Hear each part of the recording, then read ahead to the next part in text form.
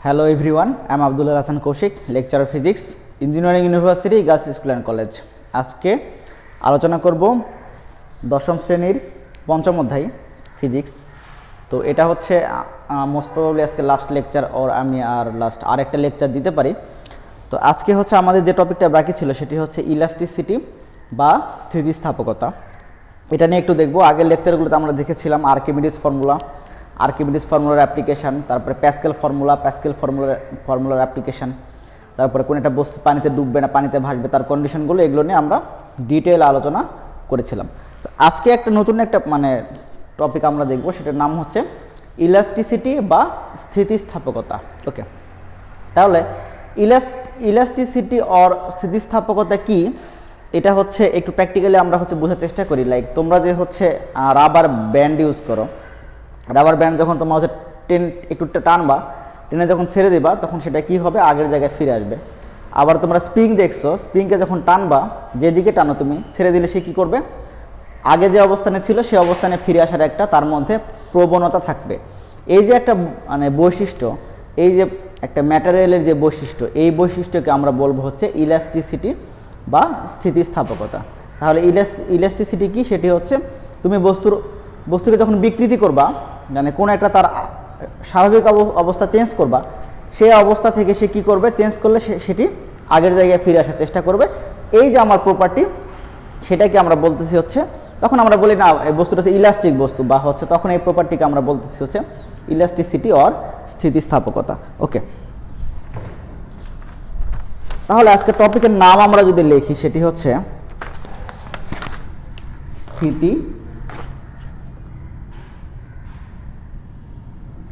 স্থিতিস্থাপকতা। ওকে, তাহলে ইলাস্টিসিটি বা স্থিতিস্থাপকতাতে শিখতে গেলে আমাদের দুইটা জিনিসের আইডিয়া আমাকে নিতে হবে। একটা হচ্ছে বিকৃতি, নাম্বার 1, সেটি হচ্ছে আমার বিকৃতি কি সেই সম্বন্ধে আমাকে আইডিয়া জানতে হবে, আর হচ্ছে পীড়ন। ওকে, এই দুইটা জিনিস জানবো, জেনে আমরা একটা বিখ্যাত ফর্মুলা শিখবো, সেটি হচ্ছে হুকের ফর্মুলা। তার আগে বিকৃতি কি সেটি আমরা যদি একটু বুঝতে চাই, সেটি হচ্ছে লাইক তুমি চিন্তা করো, তোমার কাছে একটা লেন্থ আছে, বা একটা এল লেন্থের একটা তোমার কাছে তার আছে। তুমি কি করলা, তার লেন্থটাকে এইখানে একটা ফোর্স অ্যাপ্লাই করলাম, এই দিকে ডান দিকে ফোর্স অ্যাপ্লাই করে তাকে আমি এতটুকু আমি কি করলাম, বাড়াই দিলাম। মনে করলাম স্মল এল পরিমাণ আমার বাড়াই দিলাম, আমি এতটুকু বৃদ্ধি পাইছে। ওকে, নাম যদি দিতে চাই এ বি সি, তাহলে আমার আদি দৈর্ঘ্য ছিল হচ্ছে এ বি, আর বৃদ্ধি হয়েছে আমার কত, আমার দৈর্ঘ্য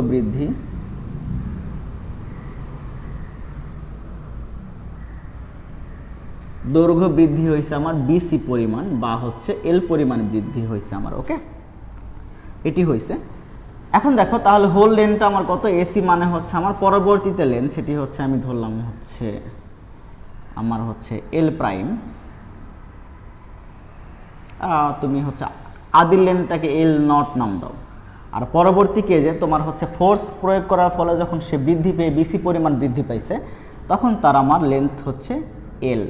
তাহলে দেখো, বিসির মান যদি আমি বের করতে চাই, বিসির মান কত হবে, বিসির মান হবে আমার L minus L naught. Okay, cause আমি এসি থেকে আমার কাকে বাদ দিতে হবে, আমাকে বাদ দিতে হবে এসি মাইনাস এবি। বাদ দিলে তুমি পাবা ওকে, তুমি পাবা এই স্মল এল পরিমাণ, যতটুকু আমার বৃদ্ধি পাইছে। ওকে, এখন যতটুকু বৃদ্ধি পাইছে সেটাকে যদি আমি আদি দৈর্ঘ্য দ্বারা ভাগ করে দেই, এল নট দ্বারা ভাগ করে দেই, তাহলে যে রাশিটা পাবো সেটিকে আমার বলতেছি দৈর্ঘ্য বিকৃতি। বিকৃতির সঙ্গে আমি দিচ্ছি, তার আগে আমাদের আইডিয়াটা বলে নিই। সেটি তোমার এই যে তোমার যতটুকু বৃদ্ধি পাবে, সেটিকে তুমি যদি আদি দৈর্ঘ্য দ্বারা ভাগ দাও, সেটি দৈর্ঘ্যের ক্ষেত্রে বিকৃতি। আবার তুমি শুধু দৈর্ঘ্যের ক্ষেত্রে জন্য বিকৃতি হবে তা না, নর্মালি আমরা দৈর্ঘ্য, প্রস্থ, তারপর আয়তন, এগুলোকে কি বলি, এগুলোকে বলি মাত্রা বলি আমরা। ঠিক আছে, তাহলে আমরা যদি এখান থেকে চিন্তা করি, এটি কি, যে এটি বিকৃতির সংজ্ঞাটা কি হয়েছে, এল নট দৈর্ঘ্যের পরিবর্তন হয়েছে। দেখো, মানে একক দৈর্ঘ্যের পরিবর্তন আমি নিছি। কিভাবে সেটি হইল, দেখো এল নট দৈর্ঘ্যের পরিবর্তন আমার কত ছিল, যখন দৈর্ঘ্য ছিল এল নট তখন পরিবর্তন হয়েছে আমার স্মল এল পরিমাণ পরিবর্তন হয়েছে। যখন আমরা একক দৈর্ঘ্য নিব, একক দৈর্ঘ্যের ক্ষেত্রে পরিবর্তন কত হবে, small L by L naught. Okay, তাহলে একক দৈর্ঘ্যের পরিবর্তন যেটা হইল সেটিকে আমরা বলতেছি হচ্ছে দৈর্ঘ্য বিকৃতি। তাহলে যদি আমি হচ্ছে বিকৃতির হচ্ছে একটা জেনারেল সংজ্ঞা দিতে চাই মানে সবার ক্ষেত্রে, তাহলে আমাকে বলতে হবে একক মাত্রার যে পরিবর্তন সেটিকে আমরা বলবো বিকৃতি। তাহলে বিকৃতির সংজ্ঞা যদি আমি এখানে লিখতে চাই, সেটি আমরা লিখব হচ্ছে একক মাত্রার পরিবর্তন, এটাকে আমরা বলবো হচ্ছে বিকৃতি। ওকে, তাহলে একক মাত্রা পরিবর্তন কি, এখন ধরো যে এটা শুধু দৈর্ঘ্যের ক্ষেত্রে হবে বিষয়টা তা না, তোমাকে সবার ক্ষেত্রেই হবে। লাইক হচ্ছে যে আয়তনের ক্ষেত্রে হয়, লাইক তোমার কাছে একটা সিলিন্ডার আছে, তোমার কাছে একটা হচ্ছে তুমি একটা সিলিন্ডার রাখছো এখানে,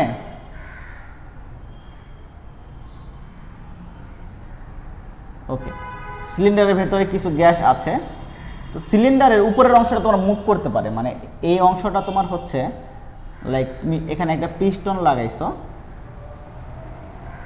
সো সেটি কি করতে পারে, সেটি হচ্ছে আমার মুভ করতে পারে।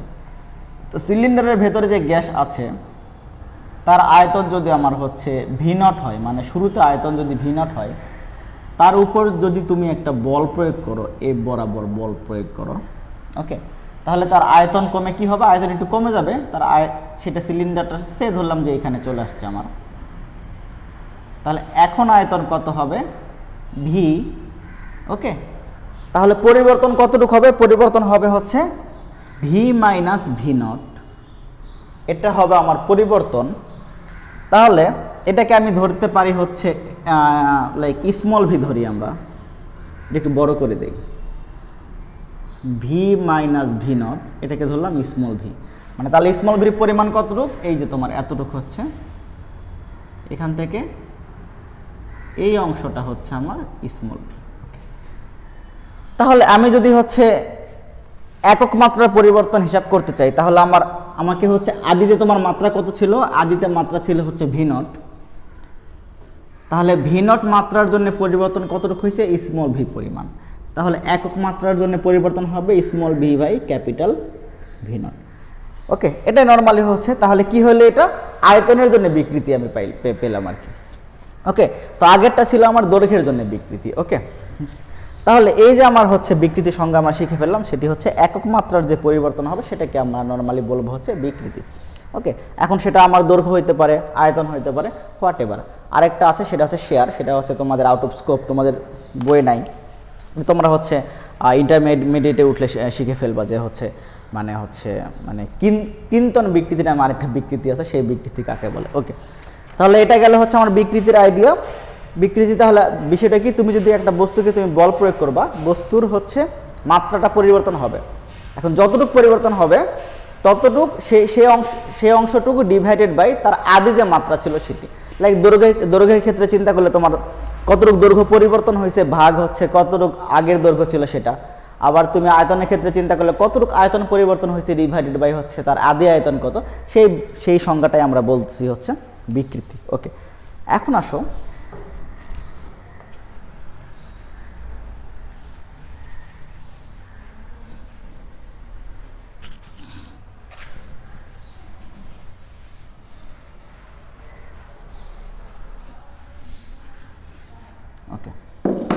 এখন আসে যে পীড়ন।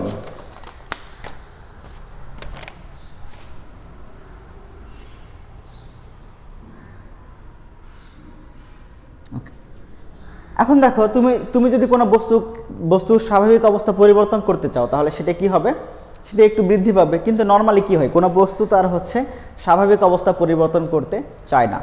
এখন তার যদি ন্যাচারাল যে অবস্থান সেটি যদি পরিবর্তন করতে না চায়, তাহলে সে কি করবে, আমি লাইক বল প্রয়োগ করলাম, বল প্রয়োগ করলে সে কি করবে, সে নিজে একটা আমার বলের বিরুদ্ধে সে একটা বল প্রয়োগ করবে, আমাকে একটা সে বল দেবে। ওকে, আমি যদি হচ্ছে চিত্র আঁকায় বুঝাতে চাই, লাইক আমি একটু বড় করে নিই,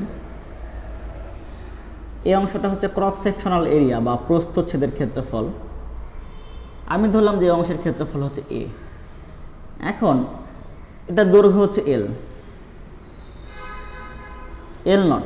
এখন দেখো আমি কি করতে চাই, আমি হচ্ছে যদি হচ্ছে এই এল নট তারকে আমি হচ্ছে একটু বাড়াইতে চাই, তাহলে অবশ্যই আমাকে বল প্রয়োগ করতে হবে, এফ পরিমাণ বল প্রয়োগ করতে হবে। ওকে, এই ক্ষেত্রফলের উপরে আমি ধরলাম আমি এফ পরিমাণ আমি বল প্রয়োগ করছি। এখন এই বল প্রয়োগ করার ফলে সে কি হবে, তার আমার একটু দৈর্ঘ্য বৃদ্ধি পাবে। লাইক সে এখন তার দৈর্ঘ্য হয়েছে হচ্ছে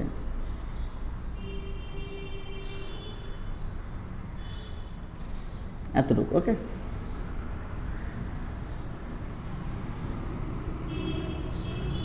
এটা তার হচ্ছে দৈর্ঘ্য বৃদ্ধি, আমার এতটুকু হয়েছে তার দৈর্ঘ্য বৃদ্ধি, ধরলাম যে হচ্ছে স্মল এল পরিমাণ। কিন্তু আমি কি বলেছি, এই তার যে অবস্থানে আছে সে অবস্থানটাকে সে কি করবে, পরিবর্তন দিতে চাইবে না। তখন সে কি করবে, বিপরীত দিকে একটা ঠিক এফ বলের সমান একটা বল প্রয়োগ করবে আর কি। ওকে, এখন আমি হিসাব করব যে এই একক ক্ষেত্রফলের উপরে কতটুকু আমার বাধা দানকারী বল আছে। তাহলে দেখো টোটাল এই ক্ষেত্রফলের উপরে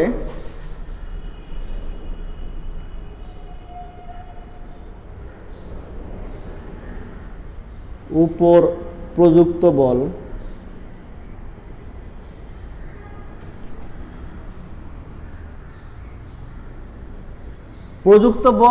এই ক্ষেত্রফলের উপরে বাধা দানকারী বল মানে বিকৃতি প্রতিরোধকারী বল, মানে এই যে এইদিকে যে বলটা বিকৃতি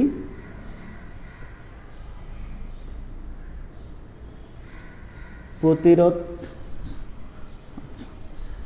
একটু ভালো করে লিখি, এখান থেকে লিখি এ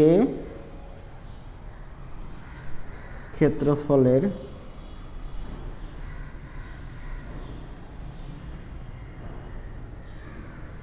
উপর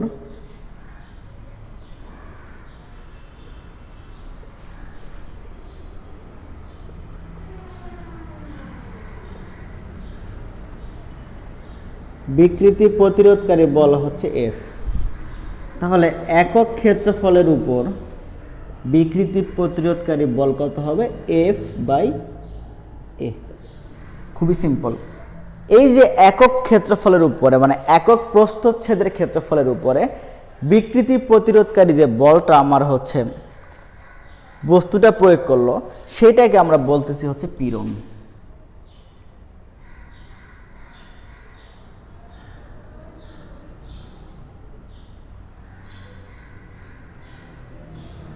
ওকে, তাহলে পীড়নের সংজ্ঞা কি, সেটি হচ্ছে বিকৃতি প্রতিরোধকারী একক ক্ষেত্রফলের উপর যে বল সেটিকে আমরা বলবো হচ্ছে পীড়ন। ওকে, সেটার সংজ্ঞা হচ্ছে এফ বাই এ। তাহলে দেখো আমরা বিকৃতিও শিখে ফেললাম, পীড়ন কাকে বলে সেটিও আমরা শিখে ফেললাম। ওকে, এখন দেখো ইন্টারেস্টিং ব্যাপার হচ্ছে আমি যদি পীড়নের সংজ্ঞাটা পেলাম, পীড়নের সংজ্ঞা বা ইকুয়েশন পেলাম পীড়ন, সেটি হচ্ছে এফ বাই এ। এখন দেখো আমি যদি হচ্ছে পীড়নের একক বের করতে চাই, এফ এর একক কি নিউটন, এ কি ক্ষেত্রফল, একক হবে মিটার স্কোয়ার, তাহলে পীড়নের একক হবে নিউটন পার মিটার স্কোয়ার। আবার যদি আমি বিকৃতির একক দেখতে চাই, কত ছিল, লাইক দৈর্ঘ্য দ্বারা চিন্তা করো, স্মল এল যতটুকু বৃদ্ধি পাইছে বাই হচ্ছে আদি দৈর্ঘ্য। তাহলে দেখো স্মল এল তার একক কি হবে, সেটিও তো তোমার দৈর্ঘ্য, একক হবে মিটার। এই যে এল নট সেটিও তো দৈর্ঘ্য, তার একক হবে মিটার। তাহলে তার কোনো একক নাই, তাহলে হচ্ছে বিকৃতির কোনো একক নাই, পীড়নের একক হচ্ছে নিউটন পার মিটার স্কোয়ার। ওকে, এটি গেল নর্মালি পীড়ন এবং বিকৃতির আইডিয়া। এখন একটা ফর্মুলা আছে, বিখ্যাত হুক ফর্মুলা। রবার্ট হুক নামে একজন বিজ্ঞানী ফর্মুলা দিয়েছিলেন। সো সেই ফর্মুলাটা বলে আর কি, সেটা হচ্ছে পীড়ন সমানুপাতিক বিকৃতি। তাহলে দেখো এখান থেকে আমি কি লিখতে পারি, পীড়ন ইকুয়াল একটু ধ্রুবক ইনটু বিকৃতি। তাহলে কি হবে, পীড়ন বাই বিকৃতি এর অনুপাতটা কি থাকবে, ধ্রুবক থাকবে। এটাই হচ্ছে বিখ্যাত হুকের ফর্মুলা, লিখে নেই হুক ল। ওকে, তাহলে পীড়ন বিকৃতির সমানুপাতিক। ওকে, তাহলে এটা হচ্ছে আমার বেসিক ফর্মুলা। এখান থেকে আমি এটা হচ্ছে দৈর্ঘ্য বিকৃতি এবং দৈর্ঘ্য পীড়ন সেটার জন্য প্রযোজ্য, আবার হচ্ছে আয়তন বিকৃতি এবং আয়তন পীড়ন তার জন্য আমার এই সেম ফর্মুলাটা আমার প্রযোজ্য। তাহলে আমি যদি হচ্ছে দৈর্ঘ্যের জন্য দেখতে চাই বিষয়টা, লাইক এখন আসো ইন্টারেস্টিং ব্যাপার। এখন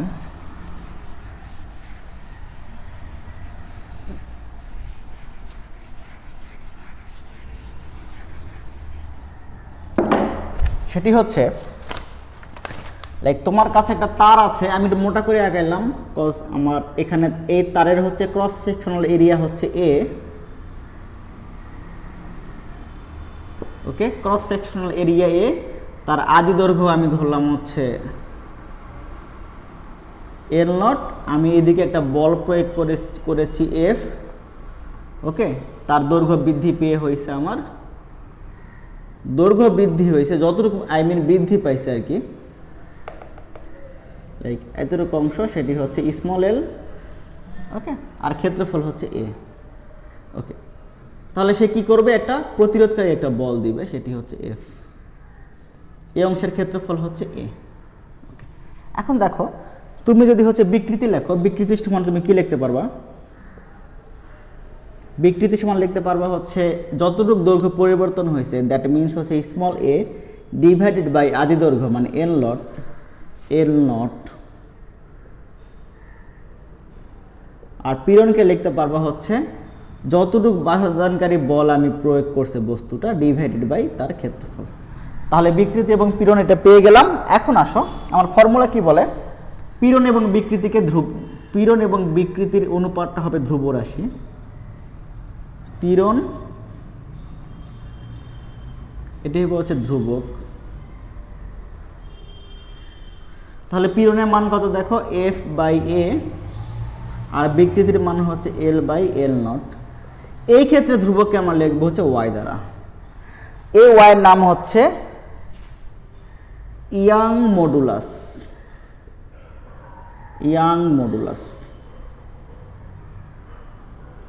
বা ইয়াং এর ধ্রুবক আর কি, ওকে। তাহলে দেখো এই ইকুয়েশনকে যদি আমি আর একটু ছোট করতে চাই তাহলে কত হবে, সেটি হচ্ছে এই নিচের অংশটা উল্টাই যাবে আর কি, হবে আমার হচ্ছে F by A into L not by L equal হবে হচ্ছে ওয়াই। তাহলে এটাকে যদি আমি আর একটু সুন্দর করে লিখতে চাই তাহলে ওয়াই ইকুয়াল হবে হচ্ছে এফ এল নট বাই হচ্ছে এ ইন্টু এল।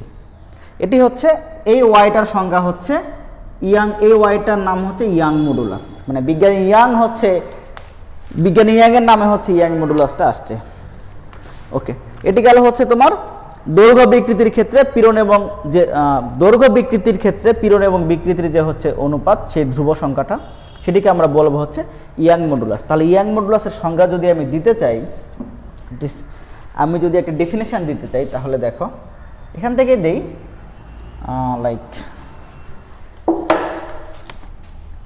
ওকে, এই কোশ্চেন ক্লিয়ার, এটা নিয়ে আমি আবার আসবো। এখন দেখো যদি আমি দৈর্ঘ্যের ক্ষেত্রে ধরি, কি লিখবো, দৈর্ঘ্য পীড়ন, এই ফর্মুলা শুধু দৈর্ঘ্য বিকৃতির ক্ষেত্রে কি লিখবো, দৈর্ঘ্য পীড়ন বাই হচ্ছে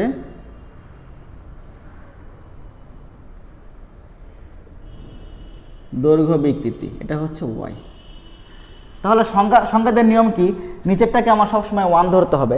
তাহলে আমার কি হবে, একক দৈর্ঘ্য বিকৃতির জন্য যে পরিমাণ দৈর্ঘ্য পীড়ন হবে সেটি হচ্ছে আমার দৈর্ঘ্য বিকৃতি। আমি আরেকটু সংজ্ঞা দিতে চাই, তুমি আরেকভাবে যদি সংজ্ঞা দিতে চাও সেটি হচ্ছে যে ওকে, আচ্ছা তাহলে আমি আগে এককটা দেখে আসি। এই ধ্রুবকের এককটা কি বা ইয়াং মডুলাসের একক কি?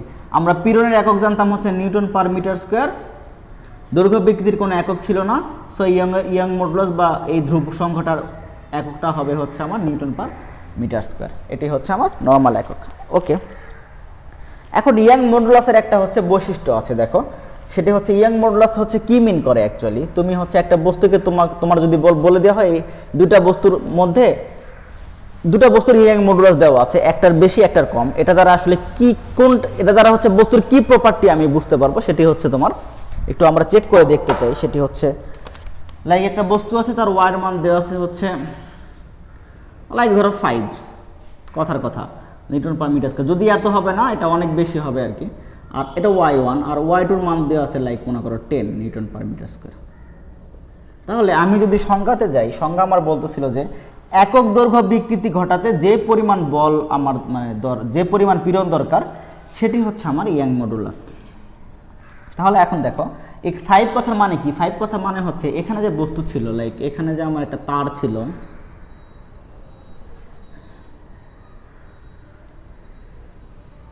এই তারের হচ্ছে যখন আমি 1 মিটার বৃদ্ধি করব বা 1 মিটার দৈর্ঘ্য বিকৃতি করতে চাইব, সেই ক্ষেত্রে আমার পীড়নের মান কত হবে? আমার সেই ক্ষেত্রে দৈর্ঘ্য পীড়নের মান হবে 5। তার মানে আমাকে প্রতি একক ক্ষেত্রফলে 5 নিউটন বল প্রয়োগ করতে হবে, না হলে হচ্ছে আমি তার মানে তাকে হচ্ছে এই তার ইয়াং মডুলাস 5 হইতো না। আবার যার ইয়াং মডুলাস 10, এটার মিনিং হচ্ছে যে এই তারটার হচ্ছে একক দৈর্ঘ্য বিকৃতি ঘটাইতে তার পীড়ন হইতে হবে 10। এখন পীড়ন 10 হওয়া মানে কি? পীড়নের সংখ্যা ছিল হচ্ছে আমার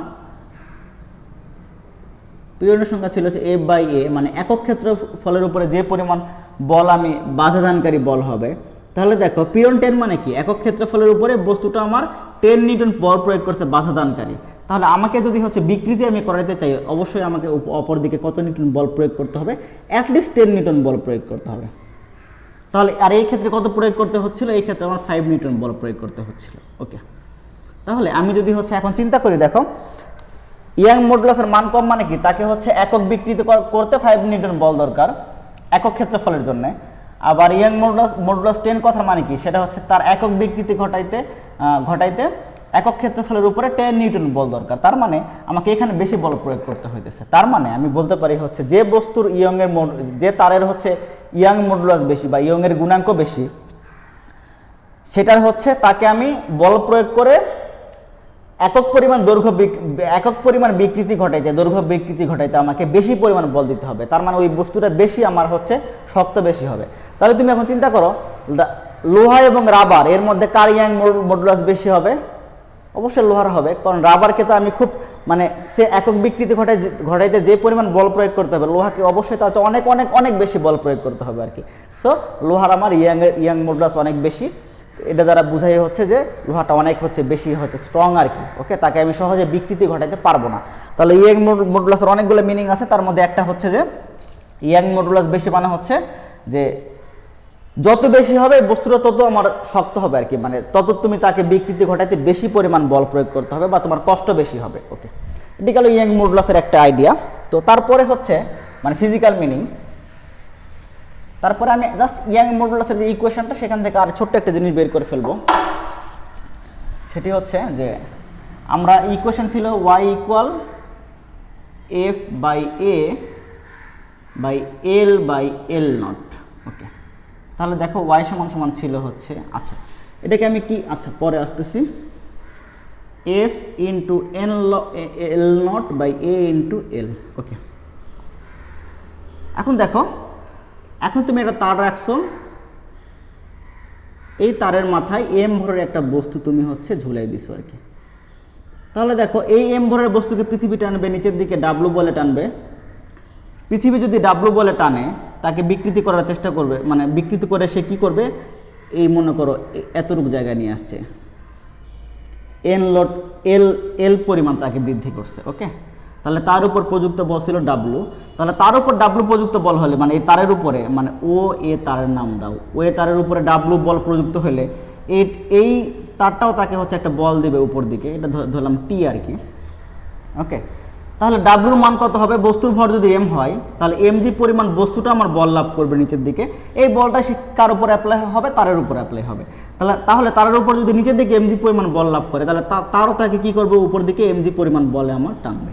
ওকে, আর যদি হচ্ছে এই তারটাকে আমি জুম করি, লাইক হচ্ছে এই তারটা আমার দেখতে কেমন হবে? এই তারের হচ্ছে প্রস্থচ্ছেদের ক্ষেত্রফল হবে a।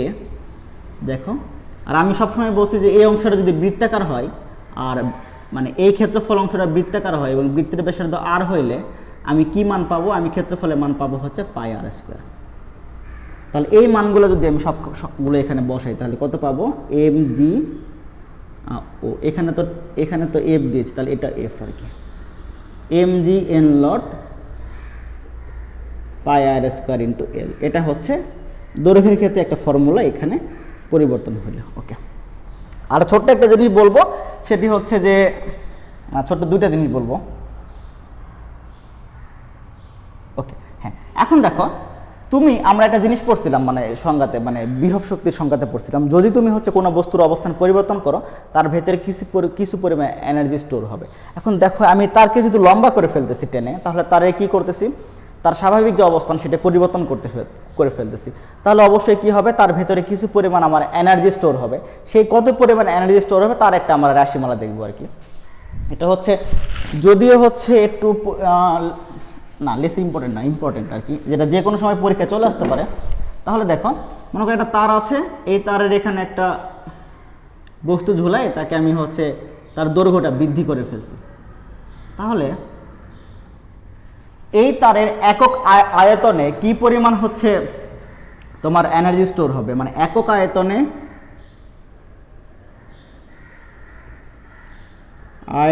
সঞ্চিত শক্তি হবে হচ্ছে হাফ ইন্টু পীড়ন ইন্টু বিকৃতি। ওকে, তাহলে পীড়নের সংখ্যা কি ছিল, এফ বাই এ ইন্টু হবে হচ্ছে small L by L not. এটা হচ্ছে একক আয়তনে সঞ্চিত শক্তি, মানে মোট সঞ্চিত শক্তি যদি আমার ডাব্লু হয় আর আয়তন যদি আমার এই তারের আয়তন যদি ভি হয়, তাহলে এটি হবে ডাব্লু বাই ভি, আমি পাইছি হচ্ছে এটা। ওকে, তাহলে হোল আয়তনে কতটুকু কি পরিমাণ শক্তি জমা হবে সেটি আমরা বের করতে চাইলে, তাহলে ডাব্লুর মান হবে হচ্ছে half into F by A L by এর নট ইন্টু এই ভিটা এইখানে যাবে। এখন তারের ক্ষেত্রে একটা ভালো কথা, তারের ক্ষেত্রে আয়তন বলতে কি বুঝি, তারের তো দৈর্ঘ্য থাকে, তাহলে আয়তন কোত্থেকে আসলো। ওকে, এটা একটু ক্লিয়ার করি, মনে পড়ছে। সেটি হচ্ছে যে দেখো এই তারকে তুমি যদি হচ্ছে জুম করো বা লাইক একটা তার নিলা, তার এটা ক্ষেত্রফল হচ্ছে এ, আর এই দৈর্ঘ্য হচ্ছে আমার কত, আমার এল নট। তাহলে আমি আয়তন কি জানি, ক্ষেত্রফল ইন্টু এল নট। সো এইভাবে আয়তনটা আসছে।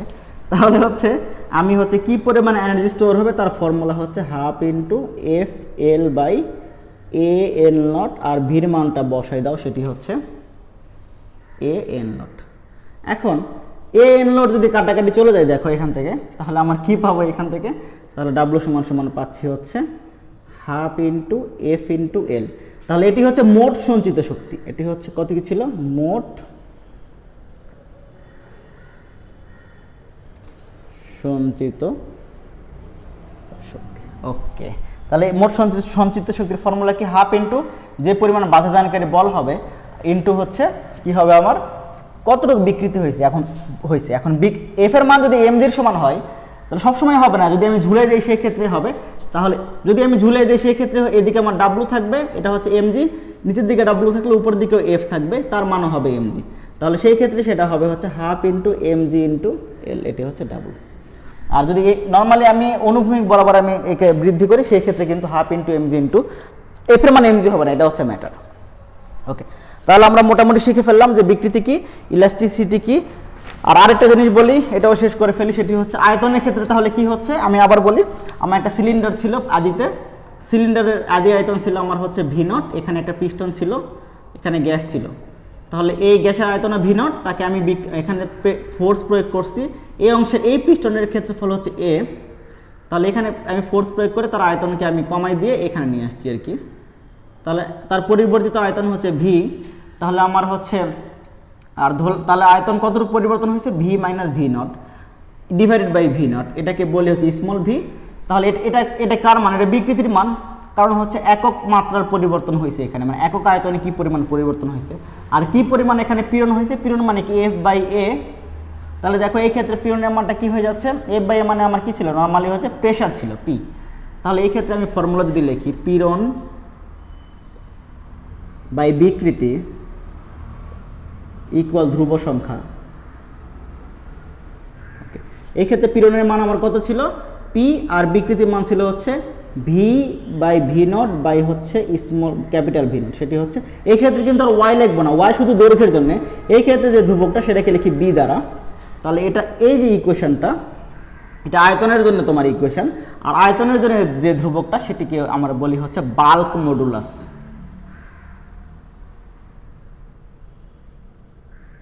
ওকে, ভেরি গুড, এটাকে বলি আমরা বাল্ক মডুলাস। এখন সেম ভাবে ইয়ং এর গুণাঙ্কের মধ্যে বির একটা ফিজিক্যাল মিনিং আছে, তাহলে এটা একটা এইচডব্লিউ থাক যে ফিজিক্যাল মিনিং মানে তোমার হচ্ছে বি বলতে কি বুঝো, মানে বাল্ক মডুলাসের হচ্ছে বৈশিষ্ট্য কি, বা বাল্ক মডুলাস কোনো বস্তুর কম কোনো বস্তুর বেশি হলে কি হবে।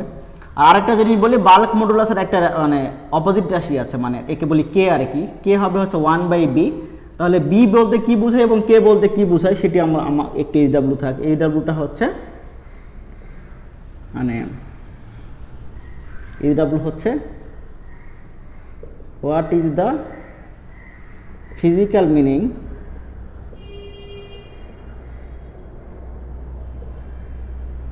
Of B and K. K তাহলে কি, কে মানে হচ্ছে 1/b, মানে বির বিপরীত রাশি হচ্ছে কে। ওকে, তাহলে এটা গেল আজকের টপিক। আই হোপ কোনো সমস্যা থাকার কথা না, সমস্যা থাকলে অবশ্যই আমাকে জানাবা। আর এই চ্যাপ্টার অফিসিয়ালি শেষ, যদি দু একটা ক্লাস নিতে হয় ম্যাথমেটিক্যাল প্রবলেম বা এমসিকিউ, তাহলে হচ্ছে আমি তোমাদের হচ্ছে জানাবো। আর তোমাদের কোন চ্যাপ্টার পরবর্তীতে রিভিশন সমস্যা বেশি সমস্যা সেটি আমাকে একটু জানাও, তাহলে আমি সেই চ্যাপ্টারটা শুরু করব। ওকে, তা ঠিক আছে, সবাই একটু করোনা একটু বাড়া শুরু করছে, সবাই একটু মাঝখানে যদিও কম ছিল, সো এখন একটু বাড়া শুরু করছে। তোমরা একটু কাইন্ডলি হ্যাং আউট করা বাইরে বাদ দাও, রুমের মধ্যে থাকার ট্রাই করো। আর বাইরে গেলেও খুব সাবধানে যাবা, কজ এই শীতের মধ্যে হয়তো বা করোনা আর একটু বাড়বে। তো তোমাদের সেফটি হচ্ছে আমাদের সবসময় কাম্য। তো নেক্সট ক্লাসে দেখা হবে। Till then, stay home, stay safe.